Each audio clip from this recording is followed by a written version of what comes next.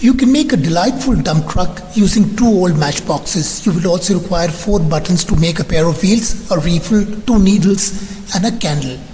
Heat the tip of the needle in a candle and poke it in the middle of a show button.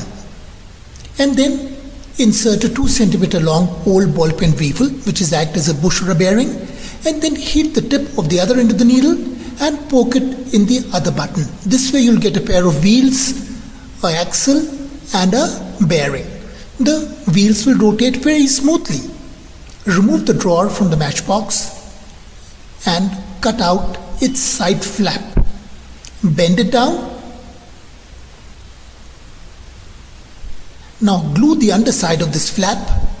Let it dry for a minute and then stick it inside the drawer. This will become the loading platform of the dump truck. It can swivel. Take another matchbox.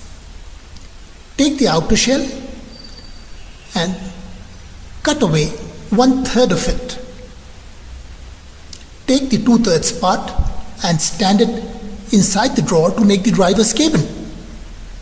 Now join both the matchbox together to complete the shape of the dump truck. You can see.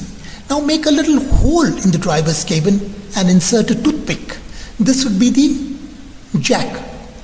Finally, tape the 2 pairs of wheels to the base of the matchbox.